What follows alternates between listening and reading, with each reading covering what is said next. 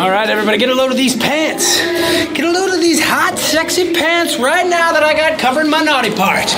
All right, you see that costume tonight? That was the costume of a man who is focused, of a man who ain't messing around. Ballet, they don't get no bigger, they don't get no meaner than you. I know who you are. You're a former Intercontinental Champion. And trust me, hot boy, I don't take you lightly.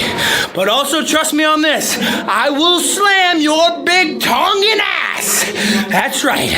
Like Hogan slammed Andre at WrestleMania 3. Juice Robinson's gonna pick your 350-pound ass up in Nagoya and slam you all the way down to hell. Yeah, I know you're the underboss. Underboss? Go ahead, rule hell.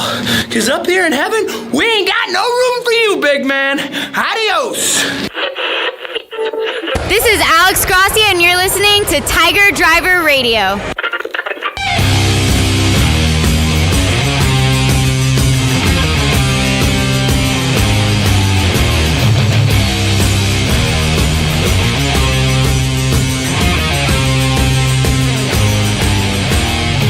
Welcome to another week of Tiger Driver Radio. This is your main man, J to the P, alongside Juicy J. Damn, son, where'd you find this? What? That was weird, right? Find what? My voice that I did today. No, wrong. It's wrong voice? Wrong voice. Man. Why did you just do it like week number 2? That was perfect. I'll do it like this. Juicy J. No, wrong. No? Wrong. Juicy J. No. Just do it like you did week 2. Juicy J. No, that's kind of cool, actually. I'm not going to lie. That's actually kind of a cool voice.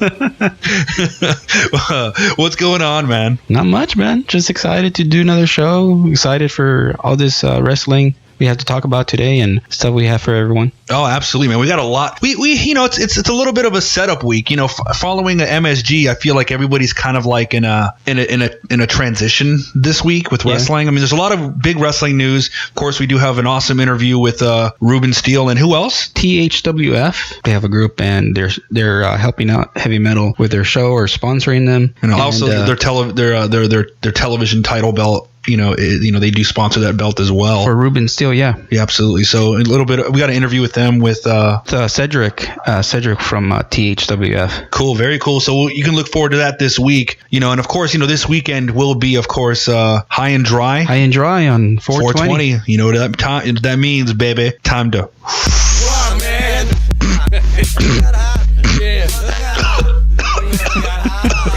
You know, a little bit of that sweet leaf.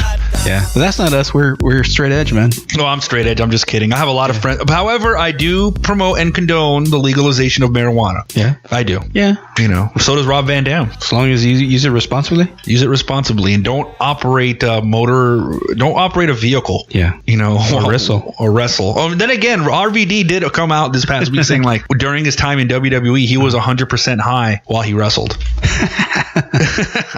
Make me a sandwich. Yeah, man. Munchies after. Pretty much amazing munchies afterwards. But anyway, I don't smoke. I'm just kidding. But yeah, legalize it. Why not? Why not? Yeah, why not? Anyway, we're getting off the topic, man. Really off topic. We're definitely going to be talking a lot about a lot of the transitioning that's happening since the fallout of MSG, as well as some random tidbits, man. So you ready to get into this New Japan stuff? Yes, sir. Yup.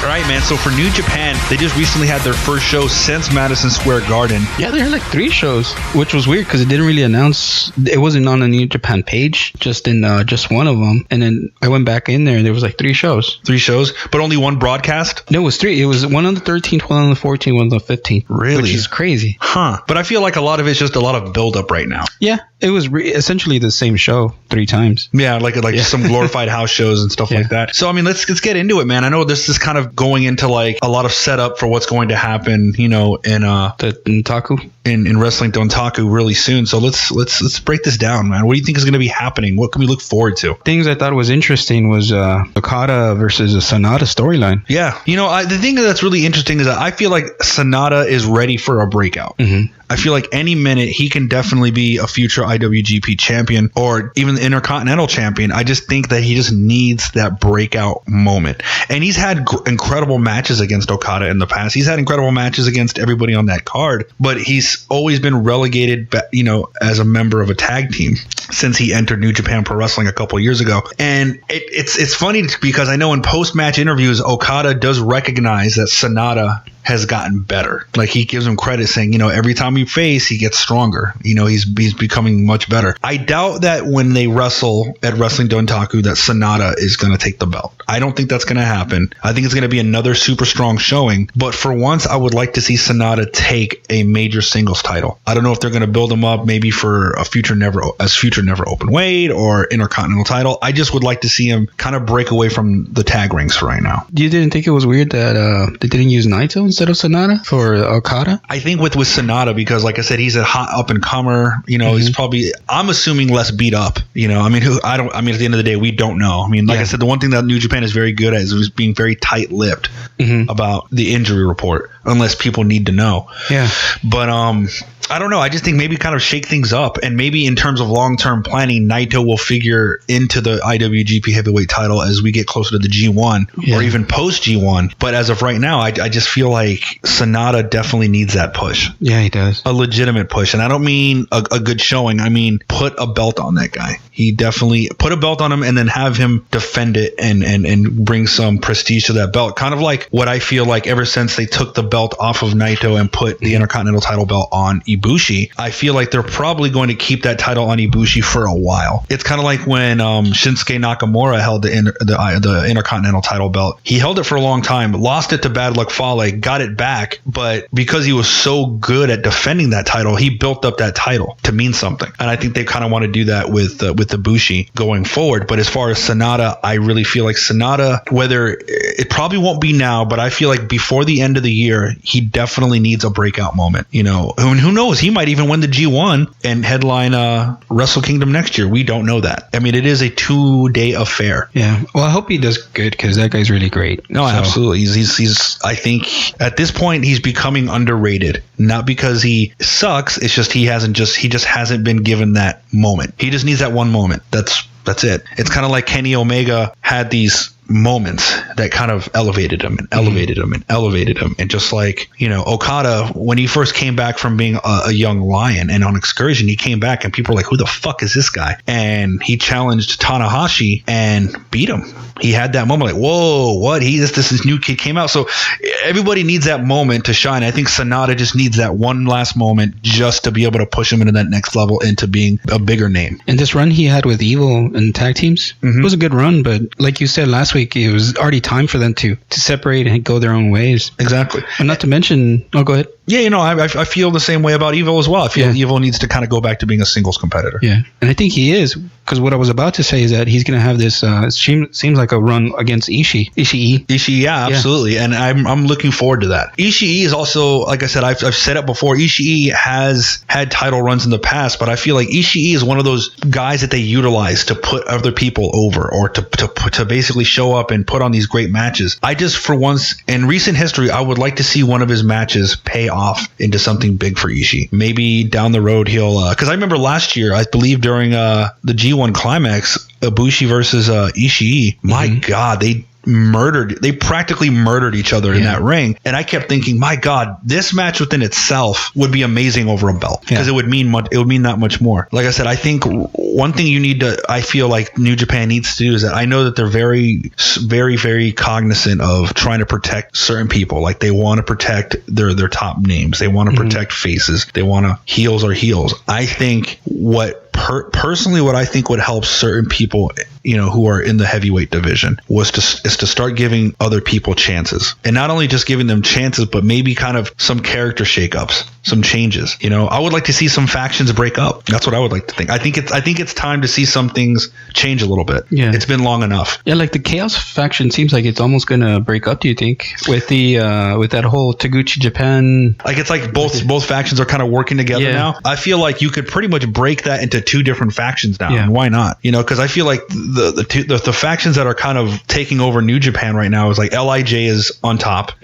Bullet Club, I feel like, is kind of maintaining at this point. Yeah. And Suzuki-gun has always been kind of like a heel favorite. Yeah. So, I mean, I personally think I would like to see something happen where Chaos and New Japan kind of break off into 2 separate groups now, where it's no longer Chaos. I mean, because like I said, Chaos came from the fallout of what happened with GBH back in the late 2000s. So I think that's also something that could make things interesting, especially for international growth, But I also know, like, when it comes to merchandising is a huge deal in New Japan Pro Wrestling. So just to kind of throw away a faction would mean a lot of things would change. Yeah, it's hard for them to do it. It's hard for them to do that, especially when they're making a lot of money and, of course, expanding. A lot of bank. I'm really rich. Exactly. Which I know later this year we can look forward to New Japan over in England, as well as Dallas, which I believe Dallas tickets have started to pick up on. Ticket sales have picked up after the MSG show. Which is good news. Good. Which is very good news, because, like I said, I feel like if there's anything people can learn from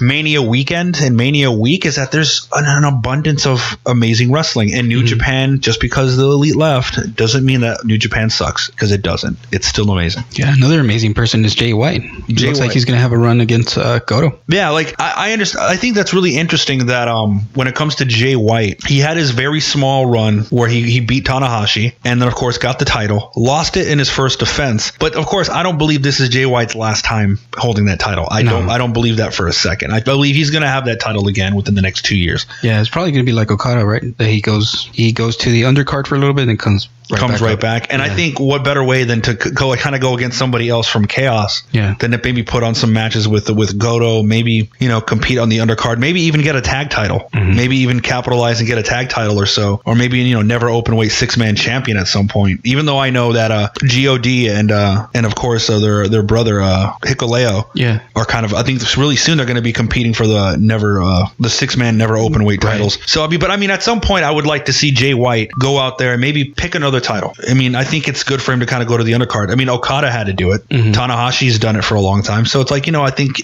the one thing when it comes to building people is that not everybody can always be in the main event picture. And I think it's been long enough to where now Okada is welcome back into the main event picture. And what's cool about New Japan is that they can go back to that main event status and not just do it once and then never go back like other promotions. Absolutely. And the thing is that, like, this isn't Jay White's last time in the main event. And the fact is that Jay White is only 26 years old. In Japan, he is now the youngest foreign champion, the youngest foreign champion in the company's history. So, he has a long road ahead of him. I mean, he's only been wrestling pro for 6 years? Yeah. So, I mean, and he's just hitting his stride. So he has a long career ahead of him, all willing with his health and everything else like that. But it'll be really interesting to see where they go with Jay White now that I'm pretty sure he'll probably go in the undercard. He'll have a rivalry with Goto, and I feel like one thing that's really interesting about MSG is that in the fallout of that, everybody kind of has a new fresh opportunity now. Everyone kind of has an opportunity, and I really wonder where they're going to go with a lot of different people. Like, I would love to see them build off of Taichi's momentum this past year. I would love to see him. I know he's set up next to go against Jeff Cobb. Jeff Cobb? Yeah, for the Taichi? Yeah, he's the next in line against Jeff Cobb. Okay. He's next in line for Jeff Cobb, but I don't think Jeff Cobb is going to relinquish that title immediately. I don't think he's going to lose anytime soon. But I don't know. It'd be really interesting to see who's going to step up to Jeff Cobb. Maybe it might be even Jay White. But I would like to see Taichi somewhere in that mix for another title, because I feel like something about his presence has improved drastically in the past year and a half. Yeah. So that's another guy that I would love to see some build. Yeah. In the recent shows they had, it seemed like before we go to the Jeff Cobb, I think they were trying to build something with Liger. And who knows what's going to happen with that. Absolutely. And, Liger is also, of course, on his retirement tour. He's wrestling everywhere and anywhere. One of the interesting tidbits, and I don't know if I really touched on it, but during WrestleCon was that he teamed up with X-Pac and the Hurricane. And that was really interesting. And it's going to be really interesting to see where Liger kind of goes from here on out until next year's Wrestle Kingdom. Because next year will be his last time wrestling, and that's it. He's done. But I really wonder what kind of rivalries he's going to get into, whether he can score, maybe a couple more titles, maybe one more title. Who's he going to put over? Who's his last match? So I'm really fascinated to see what's going to happen between now and Wrestle Kingdom in Liger's career, because this is, we're on the final countdown. I mean, this is it for him, so I'm really curious as to where they're going to go, and really the hole that he's going to leave for the junior division. Because after that, I mean, the only other old school patriarch of that division is Tiger Mask, and he's slowed down a lot these past couple of years as well. See what happens with Liger. Yeah, but those are some of my thoughts. Yeah, some of our thoughts. I mean, what are some of your thoughts in regards to the rest of the roster? Well, finally, it seems like Yo and Sho are going to get their feud going with Shingo and Bushi, which is some cool stuff that I want to see coming up. Because I like LIJ in general, and having Shingo and Bushi go for the titles against Yo and Sho would be cool stuff to see. Yeah, my only thing with that is that they're always awesome back and forth, but I'm ready to see somebody else step up in the junior tag division. I want to see another team. I'm getting a little bored of seeing LIJ versus Sho and Yo. I want to see something else. It's always a fun time watching those teams go, but I'm ready. It'd be really interesting. One thing I also want to kind of throw in there is that with the loss of the Elite, with Michael Elgin leaving, that's another thing that has happened. Michael Elgin has not re-signed as New Japan, and the big rumor is that he's heading off to NXT. But the one thing I'd like to see is who else are they going to be picking? I personally think what New Japan needs to do is they need to start signing Japanese talent, not young lions, but some semi-established Japanese stars to kind of come into New Japan, just like they did with Shingo, just like they did with Sonata. I mean, like other pickups from other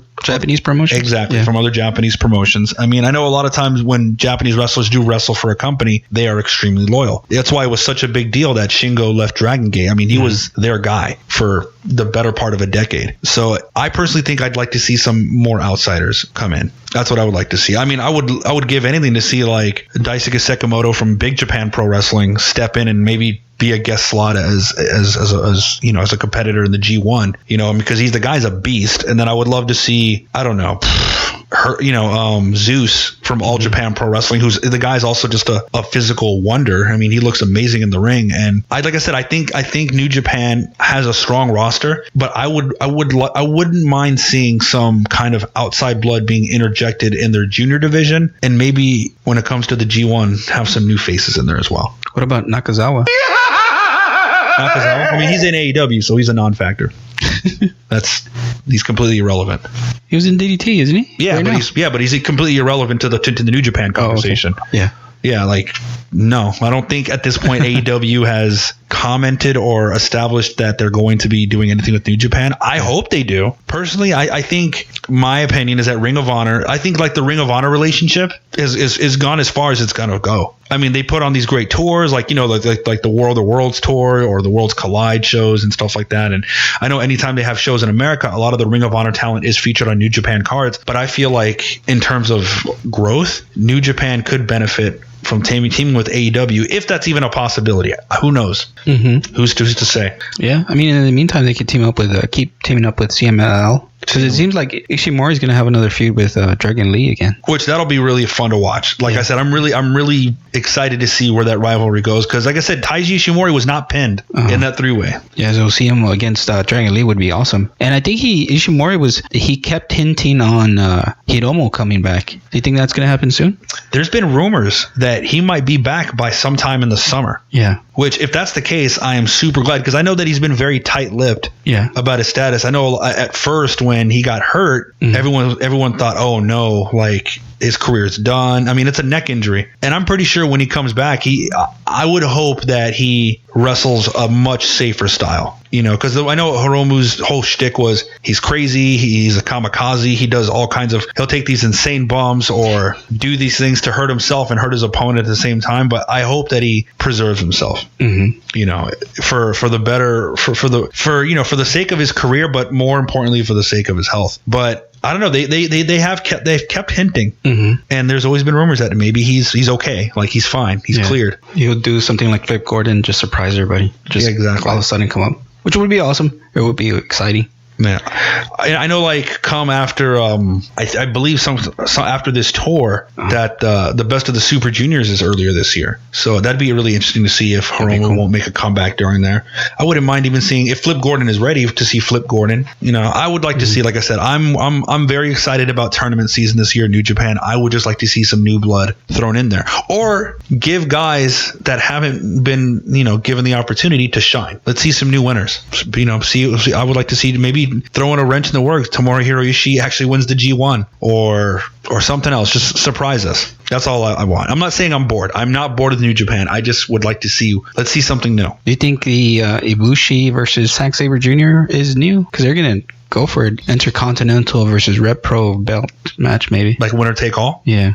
Who knows? Who knows? Yeah. And if that's the case, I don't want to see Zack Sabre Jr. take it off of Ibushi just yet. That's just my opinion. Whether that'll happen, who knows? Because I mean, Zack Sabre Jr. Like, there's been times where we've doubted him and he's won, and there's been times where we were cheering him on and he lost. So who's to say? Zack Sabre Jr. is another guy as well that I wouldn't mind seeing take on another belt. He always cracks me up on his promos. No, he's an amazing talker. Yeah. Not to mention, dude, the guy has amazing music taste. Does he? Yeah, hell yeah. Like he recently did an interview with Vice, with Noisy, like their subsidiary of music on their website, and he talks about his playlist, what he likes to do, and just dig for music. He's pretty much a man that's after my heart. Yeah, he doesn't like Blues Brothers 2000. No, like absolutely not. Oh, okay. Like the guy is like when he talked about all these bands that he's finding and discovering, about like 65% of the bands he mentioned I'm into. Oh, cool. And not just aggressive music, just all kinds of stuff. I mean, Zack Sabre Jr. is a Renaissance man, and I don't mean that in just to the ring. He's also a very he's definitely musically minded. So yeah. But anyway, I digress. That's cool. I'm really just interested overall in New Japan from here on out is what's going to happen with their stars. Start giving new people a chance and maybe throw in some wrenches and get some new people in to kind of just mix things up a little bit. I want to see new people rise to the top. That's all. Lifeblood's a little new, but that's more Ring of Honor. That's more Ring of Honor, which we'll get into that next. You ready for some Ring of Honor, man? Yeah, man. Let's do this.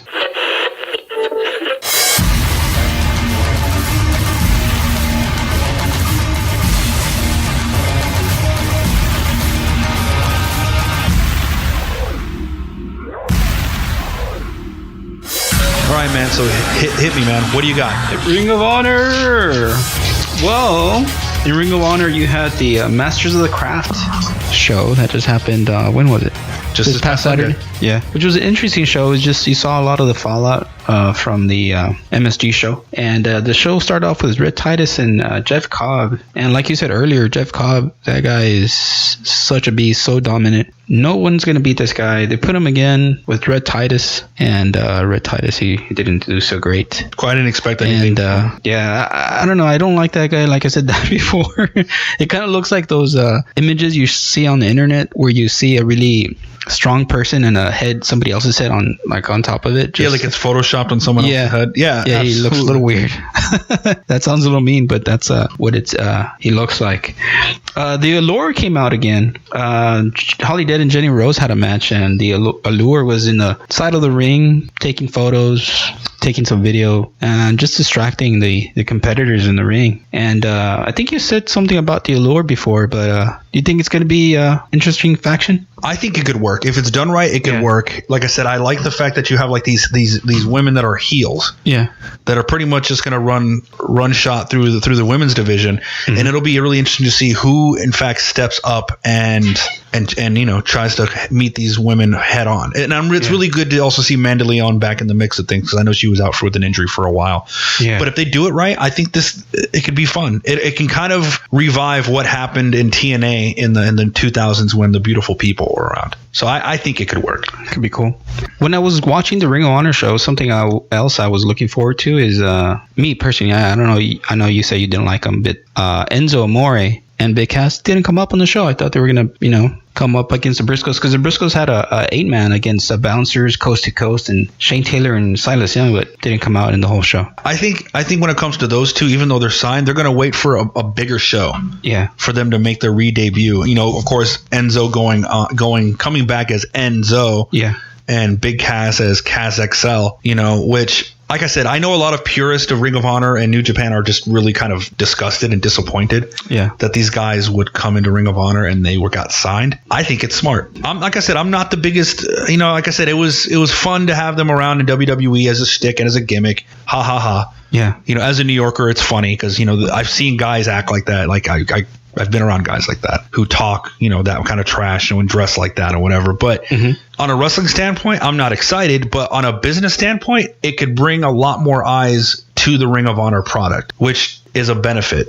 to anybody. Yeah. And, the fact is, whether you like them or hate them, they're generating buzz, they're generating heat. And that's exactly the kind of publicity you want. So am I angry that Ring of Honor did it? No, it's smart. Yeah, it's smart. It's kind of like what you said earlier about the New Japan bringing new people in. This is kind of doing the same thing with Ring of Honor. Exactly. Just, but people that already have, like you said, a good following. But yeah, like that's the thing. It's like you got guys who came from the WWE with a big, with big name recognition.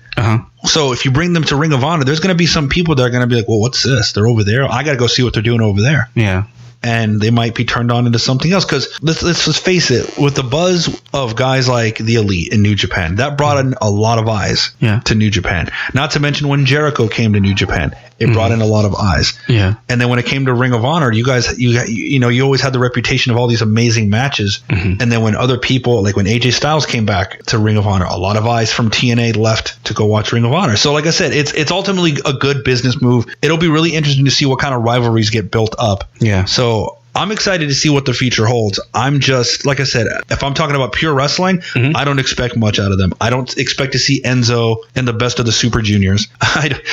Maybe Cass might be part of the G1. Who knows? I mean, we're living in strange times. Yeah. But I don't know. We'll have to wait and see. But it's a smart business move. It's a smart business move. Another smart business move is Rush. That guy is another beast guy, man. They're building beast mode. He had a match with Soberano Jr. from CMLL. He destroyed him like he's destroying everyone else. Like Dalton Castle that he destroyed. How many seconds was it? Or how many? Like it was like 15 seconds. Like less than 15 seconds. Yeah. This guy Rush, he's gonna be a good signing they have from Ring of Honor. Maybe Rush versus Jeff Cobb. That seems like a good matchup. I think that's probably where I was gonna go with that. Yeah. Was Jeff Cobb is pretty much this unstoppable force, and then you have Rush, who's just been kicking everyone's ass, and I think this will be like his first challenge, and I think Rush might be the guy to take the belt off of Jeff Cobb. I think that's a very safe assumption. If that doesn't happen, then I'd be surprised, but I would if it did happen that way. I think it's smart booking. Something else that was smart booking was the Caristico PJ Black Flip Gordon and Bandido match. That was amazing, man. It was a lot of moments that GIF moments. How do you say GIF or GIF? I say GIF. But yeah, that was a cool match, especially to see Caristico. It seemed like it was an old, like Caristico is the older guy, and then Bandido's the younger guy. Like they were fighting with the younger version of themselves, PJ Black and Caristico. Yeah. Like PJ Black against Flip Gordon and Caristico against Bandido. So it was a cool matchup. I mean, that is definitely a cool matchup. A lot of you don't realize that Caristico is, in fact, Sin Cara, or before that, he was Mystico. Yeah. And I'm not a fan of Caristico. I never been a fan of him. I thought as Mystico, he was overrated. Yeah. I mean, don't get me wrong, he was athletic as hell, but when I saw him in WWE, like, I thought that it was pathetic that a guy who breaks his pinky wants to stop the match in the middle of a TV taping. I know Alberto Del Rio got pissed off about that. Yeah. Like, in fact, kicked his ass for real in the ring. Like, just kept stomping him out and then pinned him. From what I understood is that he kind of had a bit of an ego problem. Sin Cara? Or Caristico. Mystico, yeah. Yeah, Caristico. The same person, right? They're all the same person at this point. But I mean, I was really shocked to see that he's still performing at such a high level. You know, especially in this match where I think he definitely put them over. Yeah, he did. He did, which I'm shocked because I know for the longest time he had a bit of an ego. So I don't know if we're going to see more of him in CML. In Ring of Honor. But at the same time, like, I think with Caristico, the reason why he had to change that name is because I think he damaged his original name for so long that he just had no choice. Yeah, I had to change it. Yeah. Yeah, for sure. Because I know somebody else took the name as well. But still, it is, like you said, it's damaged. He needed to do something different. In CMLL, he's kind of in the mid card now. He doesn't really does main events too once in a while, but I don't know. Something happened with that guy. Well, like I said, I think he tarnished his career by his bad attitude, But anyway, we digress. But Bandido's doing great. He's the one that won the match. Absolutely. So I think Bandito, at some point, I think you're going to see him challenge for the Ring of Honor World Title. I think that's what's going to happen. Yeah, that is awesome. And I know like Matt Taven. In fact, I think I'm actually glad to see that Matt Taven won in Madison Square Garden. I love Matt Taven, man. I'm not a Melvin like you.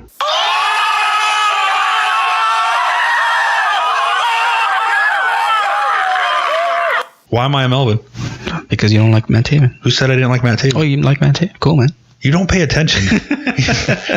God, you don't pay. Yeah, dude. I even just said like a couple minutes ago. It's like I'm glad that Matt Taven won the belt. But doesn't mean you like him. Yeah, but I prefer him. Prefer him? No, I prefer other guys. Yeah. Absolutely. I'm a bigger Jeff Cobb fan. Yeah. But I'm glad to see that a heel like him has the belt, because one thing I am a fan of. I am a fan of heel world champions, and I'm always a fan of that story of the face champion or the face challenger trying to chase after a heel belt. Mm-hmm. I've always been a big fan of that. So it'll be really interesting to see how the Kingdom's going to play into keeping Matt Taven protected while he has his belt, and who's in fact is going to step up, maybe fail, and who's actually going to step up and take away the belt eventually. So I'm really interested to see how it plays out. Yep. See what happens with Taven. And another match that happened was Mark Haskins and Tracy Williams. This was an important match because they had a match against Gresham and Jay Lethal. Yeah. A 30-minute Ironman match. And the winners of that were going to face Gorillas of Destiny. I don't know, man. Mark Haskins, I think he's, at this point of Live Flood, he's like that I feel the one that has more charisma in the ring, the one that's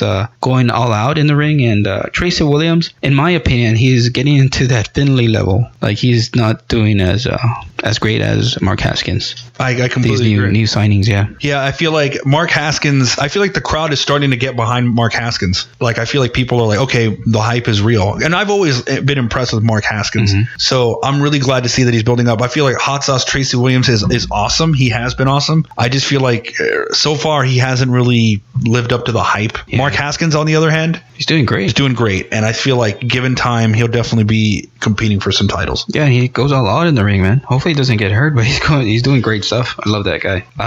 Somebody else that we loved in the New Japan Cup was Cole Cabana. And in this occasion, he had a match with Nick Aldis for the NWA title. You do know that Cabana was a former NWA World Champion at one point. Yeah, they were mentioning that, so that's cool. He had another a rematch, you could say, right?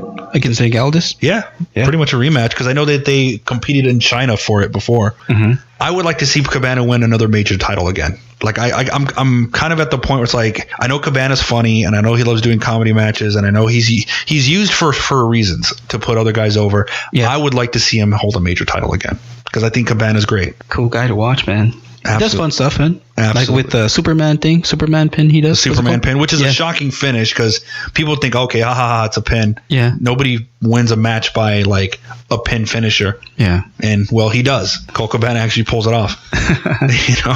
But anyway, man, like I said, I'm really excited to see where Ring of Honor takes off from here on out, and especially with how everything kind of ties in with GOD, and Jeff Cobb both holding, New Japan and Ring of Honor titles as well. So I'm really excited to see how things pan out between both brands. Yeah, it's gonna be cool, and especially with the Villain Enterprise, to see what happens with all those guys, with Marty Scurll and PCO. Absolutely. Yeah, seems like PCO is gonna have he pinned Matt Taven in the match they had, main event of the show. He pinned Matt Taven, so he's number one contender. That'll be interesting. Yeah. I'm pretty sure that match is going to be brutal between Matt Taven and PCO. Yeah. For PCO's sake, I hope his body holds up. Yeah. That man scares me to death. But he's crazy. Yeah, I think PCO would appreciate that laugh. Yeah. Absolutely, man. But the Frankenstein man. Absolutely, man. But to kind of shift things now, man, I know that we have this interview for a while. Talking about crazy guys, man. A cool guy, resident metalhead, Ruben Steel of Heavy Metal Wrestling. We had interviewed him recently, and we've waited until now to give you guys this awesome interview where we talk about how he's kind of come back into wrestling and has wanted to make a name for himself and to build up heavy metal wrestling, his love of heavy metal. He even put us on the spot and asked us, what is our favorite metal album of all time, and that we could listen to nonstop. Yeah. I won't tell you the answer here. I'll let the interview speak for itself. He kind of, flipped the script on us a little bit. Awesome guy, awesome talent. Definitely looking forward to seeing his hardcore match against Deathmatch King Masada this weekend. So, without further ado, man, here is Ruben Steel. Ruben Steel. This is heavy metal Ruben Steel. Yeah, Ruben Steel. Ruben Steel, man. What's going on, man? What's up, guys? How's it going? Well, one thing is, congratulations to you. A hard-fought victory to become the inaugural Heavy Metal Thunder TV champion. How does it feel, man?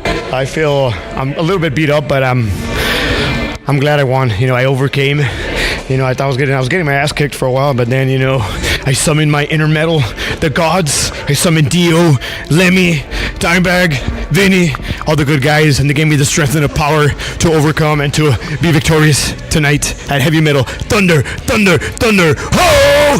There you go, man. Now, we're going to get right down to it. Because you love metal, as do I. Yeah. What are 5 essential metal albums to get you ready to go out into battle? If you had to give any 5 metal albums, all any. Right, let's do some Metallica and Justice for All. All right, 1. Some King Diamond, Abigail. Ooh, good. Let's do another one. Okay, check this shit out. There's this band, I think they're pretty good. They were pretty known in the early 2000s, They're called Shadows Fall. Absolutely. The Art of Balance. It's an amazing album. Symphony X, the Odyssey, good prog power, power metal. I dig. Some Iron Maiden, Power Slave. And Number of the Beast, man. Yeah. And you can't forget Ozzy. You can't forget Ozzy, some Dio, some Black Sabbath, all the good. I could go on and on. We could have a whole, this whole interview could be about metal albums. You know what? In the future, we will definitely have an entire episode dedicated to strictly of your music taste. But the thing is, being part of Heavy Metal Thunder, this is where you call your home. What is one thing that you have recognized these past couple of years that has grown in the Texas scene as it maybe wasn't as big as in the past? What is some of the things you've noticed, some of the changes in these past couple of years? There's a lot more wrestlers. There's a lot more shows. There's a lot more promotions here that are running now. All the guys would always, all the wrestlers you would wrestle on the West Coast or in the East Coast or in the Midwest. Now everybody's coming down here to Texas, Back then, I guess, in the 80s you had World Class, Southwest and stuff, and, they weren't known, Texas Indies weren't known that much in the 90s and early 2000s, but this whole the resurgence of wrestling has it's benefited Texas because there's a lot more wrestlers, there's a lot of promotions, and there's a lot of wrestlers from all over the world that are coming to Texas to wrestle. They're coming to Inspire Pro, to Heavy Metal Pro, to Sabotage, to Wrestle Circus, to VAP, to New Texas, to that one in Odessa. So many different promotions. Yeah, man. They're coming down here now. So. And me and my co-host, like I said, we've had this conversation before. That we feel that a lot of times wrestling fans always associate wrestling cities with Philadelphia, Chicago, New York. Do you feel that that's starting to change in terms of how people perceive Texas? Because in the 80s, like you said, with the World Class Championship and everything else like that, that was popular in the 80s. It died out in the 90s, and then everyone kind of focused on the East Coast. So do you feel that that is changing and Texas is becoming a strong wrestling state? Yeah, man. There's a lot of guys. Shit, man. You can see every weekend there's a big ass show, fucking, hitting the towns and stuff, and I'm just glad and honored that there's an opportunity now for us wrestlers, for us up and coming wrestlers that have now a platform to showcase our brutality and our form of wrestling, which is either lucha libre, strong style, hybrid, hardcore, death match, technical, shoot style, whatever kind of there's a place there's something for you, man, here. Yeah. What do you think your style is, Ruben? I think it's hardcore, man. Because your hardcore matches, I've seen a couple of them. Yeah, I'm trying. You even had one with there was an actual everything but the actual kitchen sink you had in it. Match. Yeah. I think that was actually I think that was in it was at that luchador bar. Yeah. Yeah, I wrestled some luchador from Monterrey. Yeah.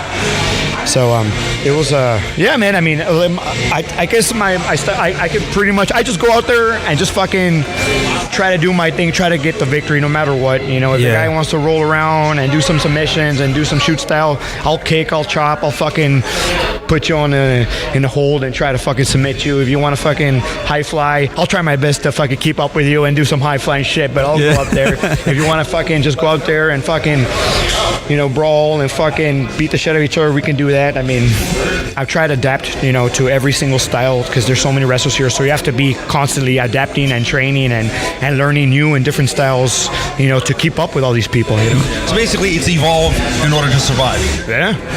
Survival of the fittest right now, man. You know what I'm saying? Absolutely. I'm glad that you said that when it comes to like evolving and survival of the fittest right now, because with as many promotions that have been kind of appearing and more opportunities for wrestlers to grow and to learn their craft and to even make a living, there's also some people that fear that also means overexposure. Do you agree with that or disagree with that? Nah. I mean, I think the more exposure you get, the better, man. I mean, you could go out there, you can showcase your stuff all over Texas and the U.S. or even the world. You can sell merchandise, make money. It's basically that word you could erase that out of any wrestler's vocabulary, man. Because you need to be out there and stuff. Absolutely. Now with you, of course, like I said, heavy metal is your home. Yeah. You've given a shout out to so many Texas promotions. Yeah. Do you have any aspirations to do you have any other goals in terms of wrestling in other places? Right now, I just want this TV title, so I'm just going to go and try to defend it every weekend. I'll try to, be a great television champion, just like the good old Arn Anderson, Bobby Eaton, like Ricky Steamboat. They were good television champions, like Wildfire, Tommy Rich. They were good TV, Saturday Night, 505, TBS. TV, with TV time remaining champions, Yeah.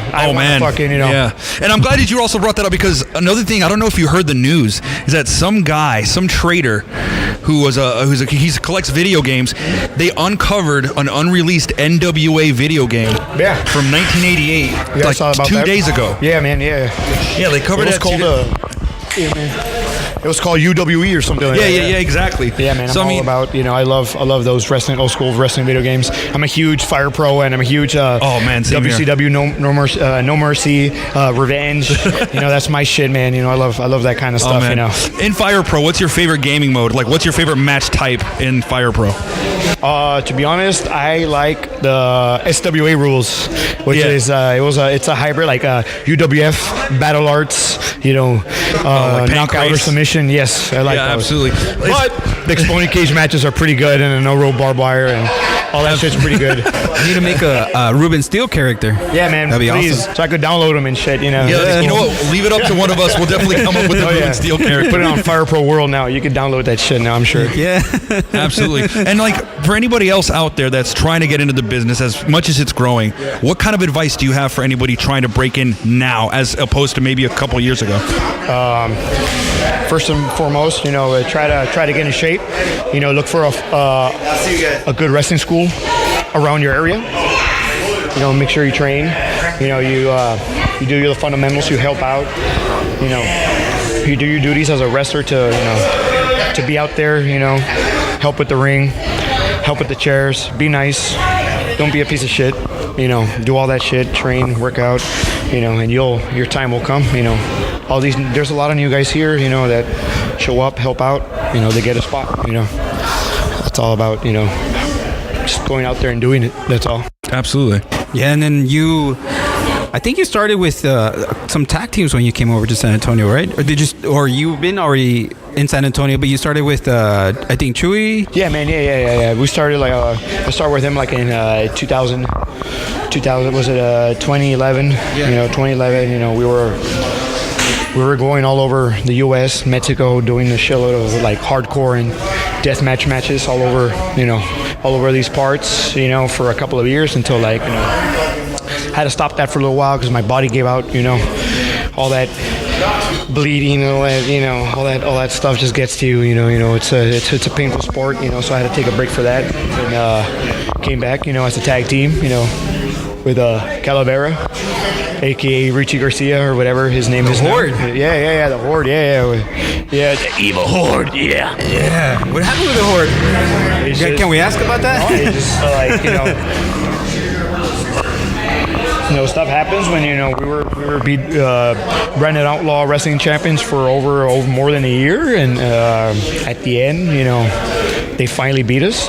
Gregory James and Showtime finally, they fucking did a number to us, and we lost. And after that, it was just like it was a bad, kind of like a bad breakup. He says it's my fault. I say it's his fault. I don't know. It's best that we just, we went both our ways. I had to heal up and shit. Took some time off, but he's doing his thing with I don't know, some guy. What's his name? That dude, a pasty-looking guy. Aaron Mercer, and he's with Kiki Vibes, so he has his thing going. He went his own path, I went my own path, so I mean, best of luck to him, but it's my time now, so I'm doing my thing, he's doing his thing, so yeah. I mean, if we get in the ring, I mean, you never know. It might happen, it might not, you never know, but he's doing his thing, I'm doing my thing, so the best to him, good luck to him, and to whoever he does, so, yeah.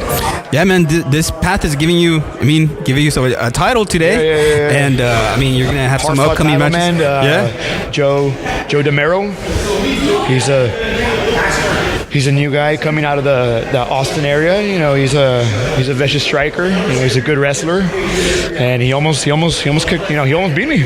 I almost very close. Yeah, it was close. He got me with a couple of shots. Where I was like, whoa, you hear the beep. Oh man! So I had to summon all the shit that I had inside me. Not shit, but some in my inner, the power of Lemmy, the power of metal, the metal gods were on my side tonight, But yeah, man, much respect to Joe, but it wasn't his night. I came out victorious, and metal reigned supreme. Yeah, absolutely. Yeah, and with metal, your next match. Your next match is a pretty damn metal match. Finally, there's a match. I've been wanting for a while. It's finally going to be, Masada versus me. The best, pretty much one of the best deathmatch wrestlers here in the world. To be honest, he's held numerous titles. He's been all over the world. He's won pretty much every major deathmatch tournament in the world. Tournament of Death, IWA Mid-South King of the Death Matches. He's been all over GCW. He's been to Big Japan, Freedoms. He's a tough motherfucker, man. Yeah. So are you looking forward to that? Or are you afraid? Yeah. No, for sure. For sure. Balls to the wall. I'm gonna go balls to the wall. You know what I'm saying? There's no backing out. Just go kill or be killed, man. That's all I'm gonna go. A little bit of Cannibal Corpse right there for you guys. Absolutely. I'm gonna be kill or be killed. So, I got nothing to lose and everything to gain. So, I'm trying. I'm gonna go out there and try to do my shit. No, absolutely, man. And now that you are champion, you now will have a target on your back, as every champion usually does. Yeah. What are some people out there that you hope to mix it up with in the future? And there's a lot of new guys here in Texas. There's I had to say bye to somebody. Yeah, man. There's a new guy coming out named Connor Crunk. He's out of the Houston area. He's really good. There's another cat, Aaron Mercer. He's really good. Scotty Santiago, Kiefer Bartek. All those guys. They're what's his name? That dude, Mark Champion. There's Jeff. Like a bunch of guys here that I want to, that are in the heavy metal roster that I want to fucking, go out there and throw some fist with, All right. Okay, so then in a perfect world, if money, circumstance, none of it was any condition to stop you, what would be one of your dream opponents in the world? Anybody. Oh, shit. That's alive. That's alive? That's alive. If money, logistics were not a problem. Ooh, hard-hitting question right here. Oh, man. Hold up. Someone you want to go toe to toe with. Oh boy, let's see. I'll give you 3. You're gonna give me 3? I'll give you 3. 3 right now. Like no, it's up to you. 3. Pick 3. Let's see. That's a good question. Never sat down and thought about that. But let's see. Right now. Yeah, okay, right now. Let's see. Right now. I would like to wrestle Matt Tremont. Oh, very good. Matt Tremont. What's another guy? Nick Gage. Nick Gage, awesome. Nick Gage. As tough as they come. Oh yeah. And in a perfect world, Jun Kasai. The crazy monkey himself. I think it had to be Masashi Takeda, man. He's some fucking brutal motherfucker. You know, he uses a bunch of, butcher knives and saw blades and fucking. He was a former.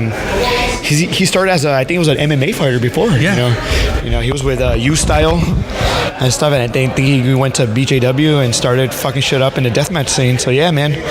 Takeda, Gage, and Tremont, man, right now, yeah. It's really fun that you bring up Takeda, because what's funny is that even though now he's known as a deathmatch guy, he is going to be doing Bloodsport in a couple weeks. He's a fucking really good wrestler, man. He's going to go back to his more MMA wrestling style roots. Yeah, that's another show right there that's going to be, oh boy, that's going to be it's going to be a resurrection of Battle Arts and UWFI, the amazing shoot style, Big ups to Josh Barnett for bringing that, back, That was pretty. Frank Mir is going to be in a fucking card, which is insane. Absolutely. Would you be interested in doing any type of shoots at all? Yeah, man. Yeah, for sure. You just got to fucking, take some time off to train, to learn a couple of submissions and work on some striking. But yeah, man, I would love it. I mean, just go out there, fucking either get knocked out or fucking, knock out or get knocked out. Pretty much, fuck it, Absolutely. Man, Ruben Steel, man, you're the man. Oh, man, I try. I'm just a regular guy. Just a normal guy living a heavy metal dream. That's my, Absolutely. Now, before we let you go, where can people find you on social media if you aren't active on social media? Yeah, I'm just, actually, to be honest, I fucking hate social media. I think it's the devil. It's garbage. I really hate it. But I do have a Twitter account. You can find me at HM Ruben Steel. There, that's my social bullshit right there. That, all right, cool. Yeah, that's where I check out mainly. It's Twitter, man. You can say whatever the fuck you want. You can't get flagged or suspended or whatever. And plus, hoping no kids are hearing, but there's porn there too. Really? Free porn? What?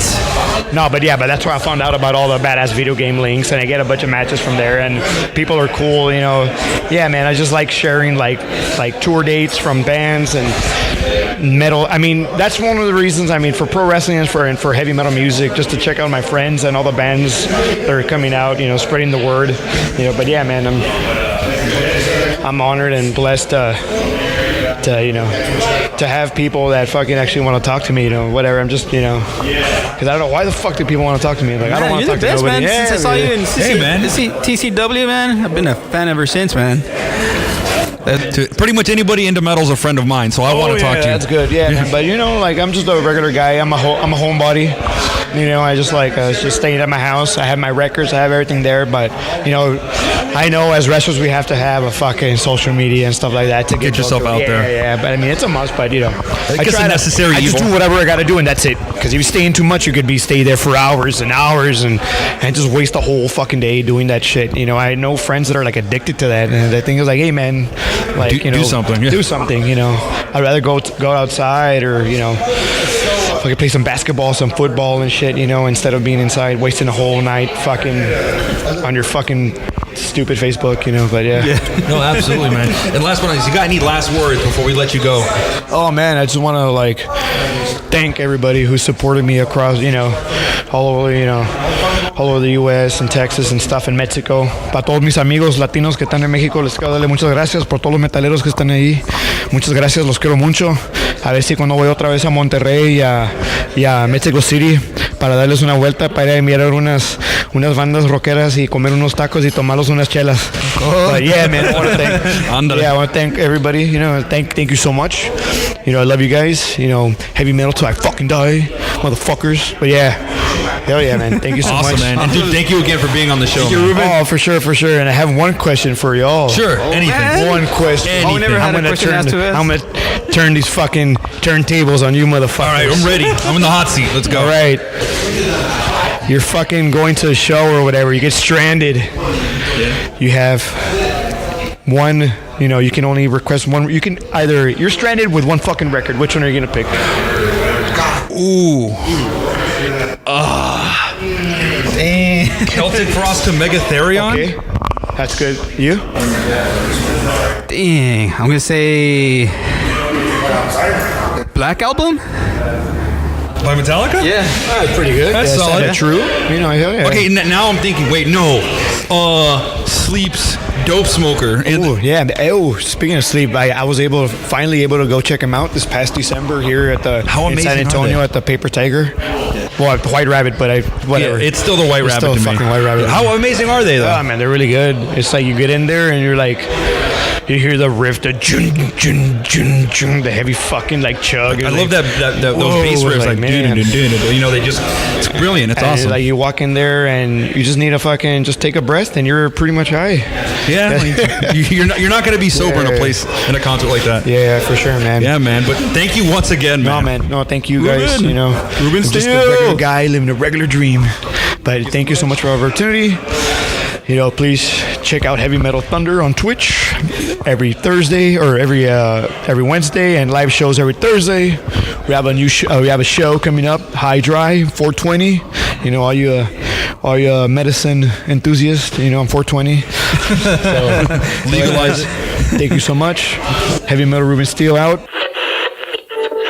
And that right there, ladies and gentlemen, is your new heavy metal television champ, Ruben Steel. And another interesting tidbit about that title is the fact that it was actually sponsored by THWF, True Hardcore Wrestling Fans, an organization that is actually nationwide that incorporates a lot of wrestling enthusiasts from all parts of the United States. And they sponsored this particular belt for the promotion, basically as kind of like a mid-card title. Mm-hmm. Which is really interesting. It's a cool looking belt. And we actually interviewed one of the members. We interviewed Cedric. We interviewed Cedric, who's a real cool guy. Basically kind of broke down a little bit as to how their group functions. What their group's all about. Also them kind of introducing this title belt into the promotion. So let's get a little bit of a snippet of that interview and let's go, man. Cedric from THWF. Cedric. True Hardcore Wrestling Fans on Facebook. Just throw in True Hardcore Wrestling Fans. We're easy to find. We're also on Facebook, on Twitter and on Instagram, THWF_FB. Yeah, that's where you can find us at. We're more of a wrestling community. We're just over 2,400 members, and we have members all over, not just here in the United States, but all over the world, as far as New Zealand, Australia as well. So we're very proud of the group that we have. We're not the typical wrestling group. You understand? We consider ourselves wrestling enthusiasts. And you guys even recently had a belt made for heavy metal. Yes, we're very proud of the work that Dylan and his crew has done here with heavy metal. Glad to be a part of that. We're all metalheads and we all freaking love it. Speaking of metalheads, the one that holds championship right now, Ruben Steel, doing an outstanding job. But he has a big test on 420. He has a Masada coming up, right? Exactly. Weapons, everything. That is going to be a brutal one, and if you don't have your tickets yet, make sure you do. It's going down on 420 at the Guillotine here in San Antonio. So don't think about it. Be in the place to be. And that right there was Cedric from THWF. Like I said, it's really cool that I think that when it comes to pro wrestling, how people can be part of groups and kind of find other like-minded individuals to kind of not only celebrate professional wrestling, but even participate in pro wrestling. We ourselves are part of the Necio World Order. Yeah. Los Necios de Tejas, that's who we represent. Where we met. So that was cool. Yeah, in fact, true stories that's where me and Juicy J met was at a viewing for All In. Yeah. Yeah, because I was telling these guys that I was getting ready to move up to San Antonio. Uh-huh. So our friend Al had invited me up saying, hey, come in. And then you were hosting the party. Yeah. And you're yeah, that's cool, man. Come in. And I came up, at the time I was dating somebody in San Antonio. So I decided to, stop by. And it was all because of our love of professional wrestling. Yeah. And might I, also add our love of professional wrestling outside of the WWE. Right. I will continue to drive that home every podcast. But no, it's really cool to see that not only can people come together and form little groups, but also find ways to participate in the business and try to improve the business in any way they can, whether that's sponsoring events, whether you have Lonja Libre, going out there and not only sponsoring events, but also hosting, boot camp style events to help people improve their fitness, which, by the way, that is this Saturday. Don't let me forget. Yeah, we're going to be there, man. We'll be there as well. And then you have, THWF, who sponsored a professional wrestling belt, or, have other different podcasts, within Texas and nationally and internationally that just celebrate professional wrestling. So I think it's just super cool that one of the coolest things about wrestling right now is that there seems to be a boom of wrestling as a whole. It's everywhere. It's awesome. It's everywhere. It's everywhere. A lot of new fans are coming up, which is cool. Absolutely. And you also see a lot of people out there making, doing a lot of DIY merch. I know that's a big trend right now is DIY merch, going out there. So, go out there, support pro wrestling, enjoy pro wrestling, man. And on that note, man, let's see what else is going on out there outside in the world of independent and, just wrestling in general. Just wrestling in general, man. Let's do it. Let's go out there.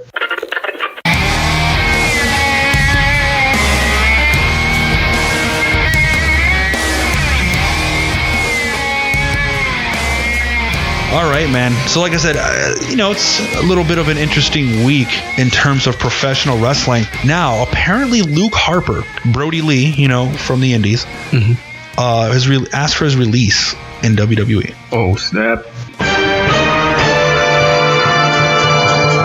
Seems to be a growing trend among certain talent in WWE land. And like I said, this isn't me going on and shitting all over the WWE. I still watch the WWE. I do. Yeah. Not as often as I do other stuff, but I do keep track. But it just seems like, in my opinion, one of the biggest problems with that organization is signing everybody and not being able to utilize talent properly.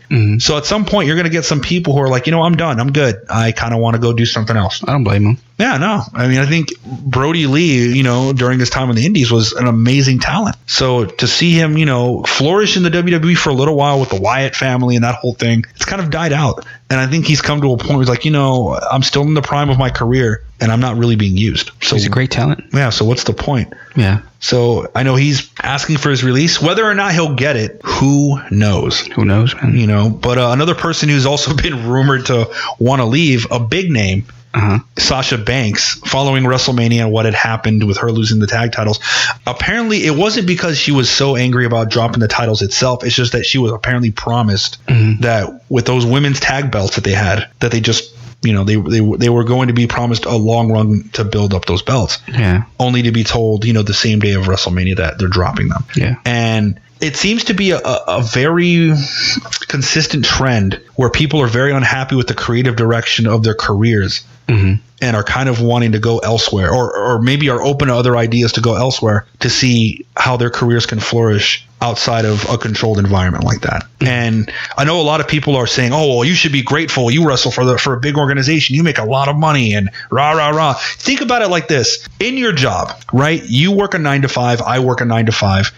If you know that you are a hard worker and you're giving it your all and you're promised these things only for your boss to basically lie to you or to change things at the last minute, you're going to get frustrated. Yeah. You're going to want to quit, or you're going to want to find another job that's going to appreciate you or treat you better or give you better benefits or better money, or, and relative to that world, I think people are so quick to speak as a fan saying, oh, you should be grateful. You make all this money. Yeah. Well, if you were a wrestler who was making that kind of money and you knew you were as good as other people say you are, and you are proving it night in and night out, only to be told that, no, we're going to keep you here. We're not going to let you go up there. You'd be frustrated too. Yeah. I think a lot of people in wrestling speak from the fan standpoint. When you're a wrestler and you have to worry about your finances and taking care of your family and taking care of your significant other or whatever your living situation is, and also you want to also feel, I would assume anybody who's a professional wrestler wants to feel fulfilled in what they do. as well. Because, let's be honest, you don't become a wrestler to make money. Most of the time, people don't make money.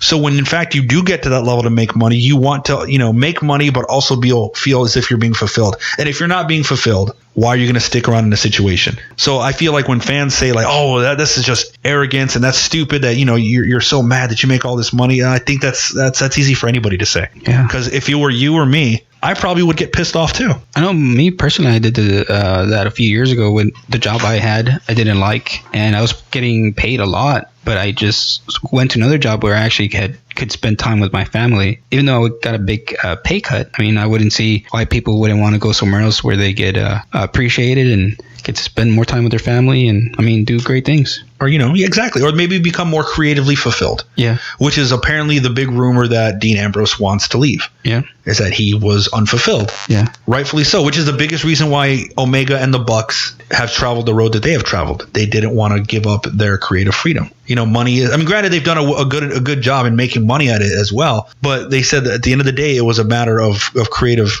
responsibility and creative freedom that they wanted, and they didn't want to give that up. And I don't blame them. And I think seeing guys like Cody and Colt Cabana in some way before him, who showed people that you can make money outside of that system. You can make money. You can become creatively fulfilled. And I think more than ever, there's options outside of that big organization are plentiful. There's so many options now, And like I said, everybody's different. Everybody exercises their options differently. But it just seems to be a little surprising that there seems to be this big trend lately of everybody wanting to kind of leave. Yeah. It'd be interesting. I don't think it's going to be that easy for a lot of these people to leave. I think that's what the E doesn't want, is to see people leave just to go to other organizations. Because with some of these people, you take their fans. Yeah. Because people, especially someone like Sasha Banks, who I think is a very big merchandise seller. Yeah. If all these little kids are like, oh, Sasha Banks is not on WWE anymore, where did she go? Oh, she's wrestling in Shimmer. Oh, what's Shimmer? Yeah. You just gained a bunch of new fans who are going to check this out because one big name went over there. Or, oh, wait a minute. She's going to Ring of Honor? What's Ring of Honor? There you go. It's the same thing that happened with WCW in a way. You got a bunch of big names. You're going to kind of bring eyes over to that product. What if she goes to AEW? What if that's a possibility? You just took a bunch of people to follow this woman's career. It's interesting, man. We're living in very, very interesting times in wrestling where people kind of have options now. Because 5, 6, 7 years ago, it wasn't like that. Yeah, good for wrestling and wrestlers and wrestling fans. Absolutely. And on that note, with AEW and other new talent, one thing that was really awesome to see was that Darby Allin from Evolve, which is a kind of like a farm system for WWE. Yeah. Like NXT is like their like their promotion. Like their promotion, but Evolve is kind of like loosely, or actually not even loosely, like they're very much tied into WWE. Mm-hmm. And Darby Allin apparently got out of his contract. He was able to get out of his contract successfully and signed with AEW. And if anybody doesn't know anything about Darby Allin, the guy is a daredevil. He's definitely a cool character. Also, I believe his wife and partner Priscilla Kelly. So who knows? We might even see Priscilla Kelly in AEW in the very near future. You just talked to her, so. Yeah, exactly. I just met her, awesome person. So Darby Allin definitely is part of the AEW roster, as well as Japanese sensation Yuka Sakazaki from Tokyo Joshi Pro. So, like I said, the roster is starting to fill up really nicely. And who's to say within the next couple of months we'll see more? I'm really excited about the possibilities with AEW. So with that, and also speaking of somebody that left the WWE, Kenta. What was his name on the main roster? Hideo Itami. Yeah, Hideo Itami. Oh, God. Hideo Itami, Kenta, will in fact be making one of his first independent appearances at Game Changer Wrestling very soon, which is awesome, which I know a lot of hardcore fans are really happy about that. Maybe you'll start to see him wrestle the style that people loved him for. Stiff, lots of kicks, brutal. Because you didn't really get to see a lot of that in WWE. And I understand why. But hope that doesn't happen to Kushida, that he just gets buried. Yeah, exactly. I really hope, Kushida is able to flourish. But we'll see. Time will tell. Absolutely, man. And I know also the Fight for the Fallen has been announced. Another AEW event in Jacksonville. Basically, I believe all proceeds go to victims of gun violence. Yeah. As well. And I'm really excited about that. They have shows coming up, and it seems like they keep mentioning the TV stuff coming up. Exactly, which is going to be on Turner Network. Yeah. Whether it's TNT or TBS, I think they're aiming more towards TNT. TNT, yeah. Looks like I got to get back on cable. Yeah. Because for the longest time I didn't. But before I leave, man, before we bounce out of here, we just wanted to remind you guys once again to go check out Heavy Metal Wrestling. And no better person to do that than one of the owners of Heavy Metal Wrestling, Dylan.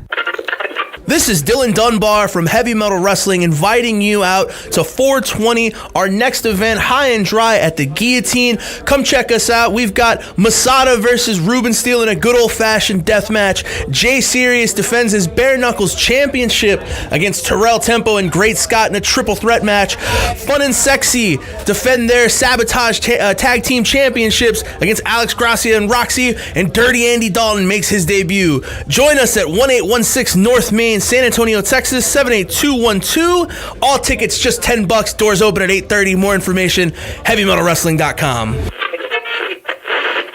So yeah, that was cool of Dylan to do that for us. Thank you so much. We really appreciate it, and we'll be there at Heavy Metal Wrestling for sure on Saturday. So make sure to check out Heavy Metal Wrestling this weekend, High and Dry on 420.